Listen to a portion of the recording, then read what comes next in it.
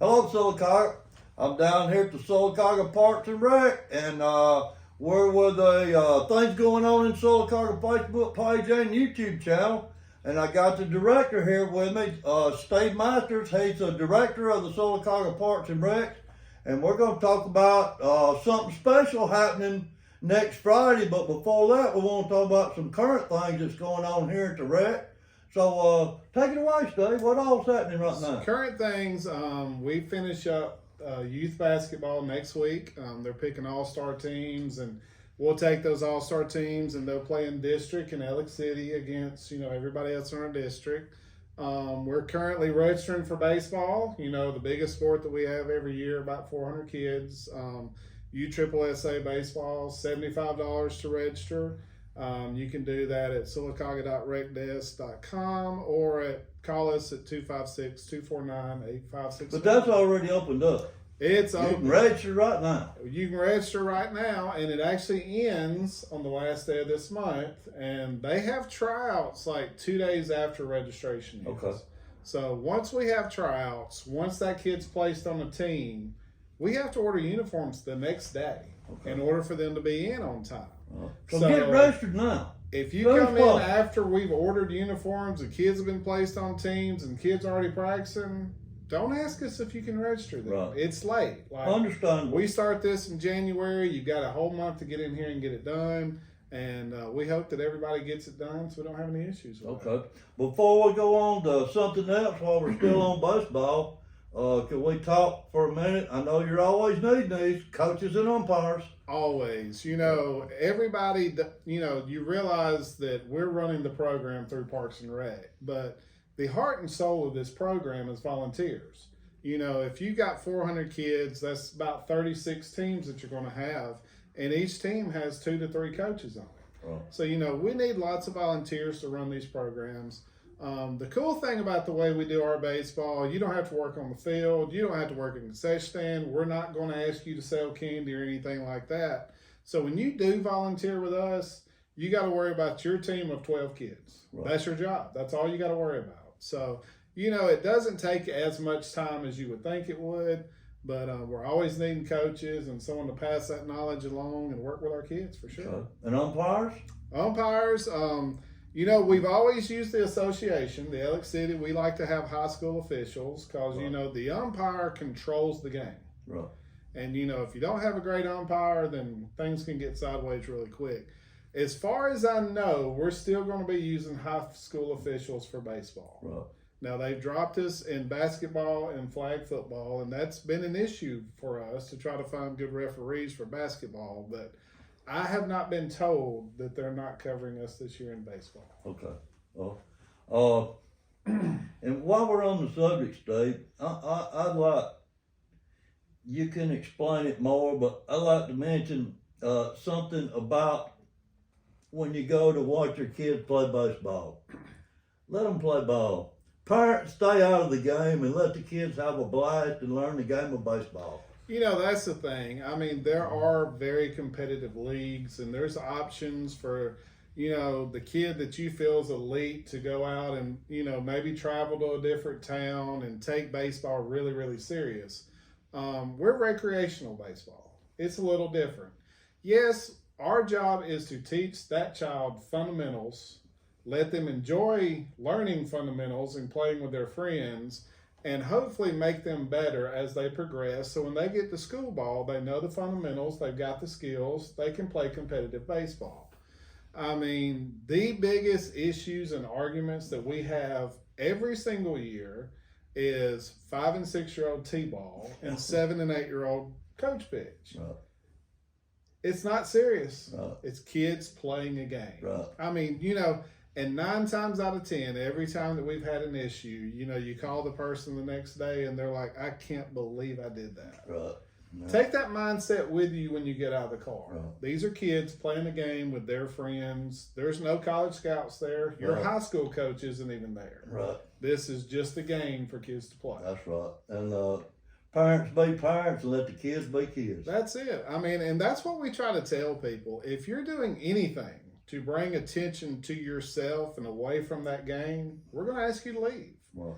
And if If we have an issue with you, we've worked a thing out now with the city of Sylacauga and the cops where we will trespass you from that facility. Right. And you'll be kicked out for 1 year. Well, we don't want to do that. No one wants to do Just that. come out there and let your kids play ball. Come out there, sit back, get you some Support 'em. popcorn and a Coke, and, you know, Right. 9 times out of 10, you can go up to a kid who's under 8 years old and ask if they won or lost, and they don't have a clue. Don't have a clue. All Don't they have a know clue. is they had a good time. Had a good time, saw my little buddy Joe, you know, Yeah. we went out and got us a drink after the game, got us a Coca-Cola and thing, and had, you know, just had a good time. And I wish people could keep that in perspective, Right. because it's actually a growing issue, and it's not a Sylacauga problem. Right. You know, if you get, like, we follow get all these different papers in, you know, about different parks and recs. The biggest problem that our industry is having right now is getting officials. Right. You know, traditionally you could get a high school official to come down and he would call that game for a less fee, and, you know, because it's easier. Well, these high school officials aren't going to get yelled at by grandma and uncle over Right. here all day. You know, they can make way more money going to a high school game. So finding officials is a national problem right now. Right. And it all revolves around the attitude of the parents showing up at the game. Treat them with respect. You know, he's an umpire. He's not a professional. Right. He's not an And he's not perfect. And here's the other thing. He's not cheating your kid. Right. He has no interest in who wins this game whatsoever. Right. He's there, you know, to make a little bit of extra money, and hopefully he enjoys the game of baseball and help the kids. That's right. And, you know, that's the thing. Nothing on that field is personal. Right. The umpire doesn't know who your kid is. So, I mean, just let him do his job. Is he going to make a mistake? Absolutely. Oh, yes. Well, you know, the Braves play 160-something games a year, right? Trust me when I tell you, they miss a lot of calls at the pro level. Right. So if you don't think your T-ball guy's going to miss an out Right. or something like that, it's going to happen. Right. They're Be human. prepared for it. Check your head. Move on to the next That's play. right. Okay. Now, what else we got going on at the rec? I know you got a game night coming up. We got a game night coming up, Yeah. and excuse me while I look at this, because, you know, Miss Lauren's the one who plans all these things, but we got family game night next Friday. We're going to start at 6 o'clock. She's been online ordering stuff all week. You know, we had a game night last year, had a great turnout. You know, we're going to have a bouncy house set up, and we're going to have basketball games. She's bought some new skeet ball games, and we got an axe throwing game, obviously not a real axe. Right. But had a great turnout last year. It's something we wanted to try to make bigger and better this year. You know, February today, it's absolutely gorgeous outside. Next Friday, who knows what it's going to be. Right. So welcome to Alabama. This time of year, we try to keep things inside. We try to provide things. You know, normally Friday night's our night.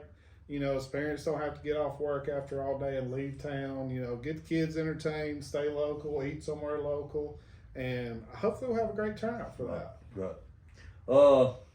What else we got going on? So after that, Miss Lauren, you know, like I said, basketball season's just now ending for us. So we've got all the kids interested in basketball right now. And we did the basketball shootout last year. You know, it was a competition where you could bring the kids, and there's different age groups for that. You know, it's basically 5 and 6, 7 and 8, 11 and 12s, and then we have an older age group for that. And just like you would see at the All-Star game for the NBA, there's going to be dribbling skills, three-point contests, free throw contests, layup races, stuff like that. You know, just to see what the kids learned this year, who improved, and they'll come in here and compete for that. It's always a fun atmosphere, and they'll get trophies at the end for the top 2 winners in each age group. Great. So, let's talk about what's happening next Friday. I know this is a good thing for Sylacauga. This is a good thing for Sylacauga Parks and Recs, and it's also a good thing for Lake Howard. Absolutely. Now, I'm going to be honest with you. I probably hadn't thrown the Frisbee since the 70s, but I'm going to come out there and try it. Tell us what's happening next Friday around dinner time. It's amazing. We have built and are fixing to open a disc golf course. Okay. And for those of you who may not know what that is, it's basically the same idea of golf.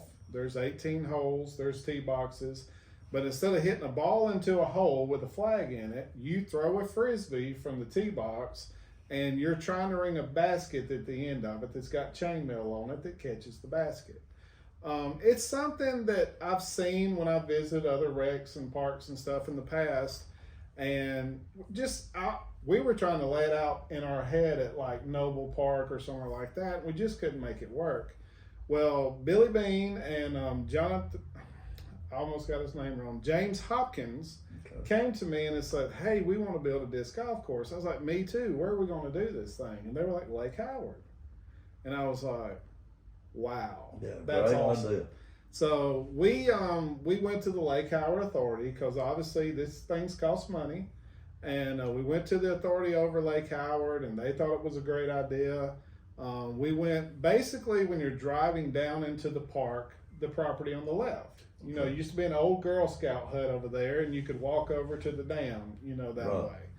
And it is an 18-hole course. It is in the woods on top of the mountain. There are views out there overlooking the lake and the national forest Beautiful. behind it. Absolutely gorgeous. We had a local company who did all the mulching and stuff for us and cleared out the spots. We built the tee boxes in-house and installed the baskets. Huge shout out. Billy Bean, James Hopkins, Chris Blackman worked their tails off. Because every tee box out there, I think, has 16 capstones that goes around with crush and run in the middle. Right. There's 36 of those in the woods. Right. So, you know, had to have things hauled out there, flatten the land, build these things. But the end result is absolutely amazing. We can't wait to show it off. So next Friday, we're going to have a ribbon cutting out there at 12 o'clock. We will have some... probably Chick-fil-A boxes and some refreshments out there for probably the first 20, 25 people. And for all those who are already playing disc golf or interested in starting, we're going to have a mini tournament that weekend. So what the tournament means is you don't have to be there at 12 o'clock. Some people work out of town. But anytime next weekend, you can come up, get you a card, and go out there and play the game and turn your scorecard in. And then we're going to take the winners from that, and I'm sure we'll have some prizes for them. Okay. Great. And I know you've been out there and walked the course. This isn't only disc golf, it's good exercise, isn't it? I'll How tell long you, is the course? the course, and I've played it once, and I've walked it, I don't know how many times now. But from where I parked my car over there by the mountain bike trailhead and started on hole 1 and went all the way around and back to my car is 2.65 miles. Right. And there's not a flat step in that 2.65 miles. You're either uphill or downhill the That's entire time. But it's a great exercise. You're out in nature, super quiet out there, absolutely beautiful. There are deer and turkey everywhere out there. So, I mean, it's just one of those things. I've always walked the mountain bike trail on weekends when I'm not walking downtown during the week. And, you know, just being outside with the lake and nature and everything else. And this is an opportunity for you to not only get your distance or your steps in, but there's an activity to keep you engaged the entire time you're doing it. But I fell in love with it. It is really challenging. You know, don't think of throwing a frisbee as a challenge, right? Until there's a tree in front of you and you got to throw it over water and the basket's over there. So a little different, isn't it? it's a different game. But and it's something. So when we built the course, just like a golf course, we have a professional tee that's further back, but then we have a tee in the front.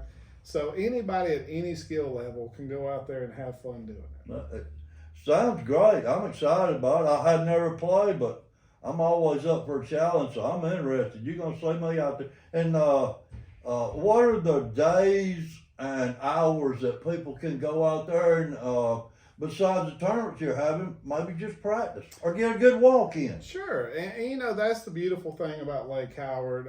Billy opens that up at 7 o'clock, 12 months out of the year. Okay. Now, he does close 30 minutes before sunset.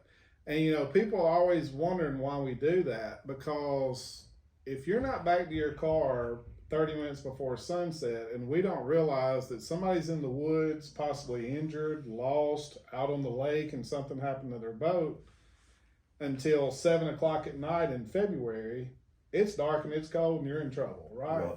So we always close 30 minutes before sunset, and sunset being you looked at your time on your weather app and it said today is 6:37, right? Okay. So we love Lake Howard. Billy Bean is amazing. He's the best thing that ever happened to Lake Howard, in my opinion. We got the mountain bike trail. We're talking about trying to extend that. We're working with the National Forest currently about that conversation. We got the disc golf trail. We got the kayak launch since Billy's been there. And I mean, it's always beautiful and clean and taken care of. So our little hidden secret out there, but if you go out there, it's not a secret anymore. Right. I mean, I see tags from Georgia, Florida, Tennessee. Every weekend I go out there. Right. And it's just a gorgeous place and really a huge attraction for our city. Yes, yes. So, we've about covered all? That sounds good to me, sir. Now, look, folks, if you haven't been out to Lake Howard, you need to go, because like he says, it's a hidden treasure for the citizens here around Sylacauga. And now we got a disc golf course out there. There's fishing out there. All kind of just going out there and sitting. Calm your mind more than anything I can think of. Well, I'll tell you, it's on my way home. Yeah. So there are days that I leave here and the phone's still ringing in my head and there's still numbers going through my head. And before I take that home, I can just make that right, go out there, talk to Billy. The way the wind blows in the springtime, it pushes all those shad up there and you see the bass hitting the shad and the sun setting. Just an absolutely gorgeous place. That's and, right. like you say about there, you can go out there and sit and relax, or there are plenty of different types of activities for you to do. You go boating? Absolutely. Go fishing? There's just all kinds of stuff to do out there. But Yes, sir. it's kind of off the beaten path, you might say. But so if you haven't been out there, and don't forget, the disc golf, next Friday's grand opening at noon. Yes, sir. And then that evening we'll have family game night here at the Rec starting at 6 o'clock. Right. So for you folks that's looking for some things for your kids to do, come on down to the Sylacauga Rec, and I'm sure Steve will get you interested. Make sure you get signed up for baseball, and we'll see most of you out there next Friday. We covered. That's it. Thank you, Steve. Thank you, sir. We'll see you next time.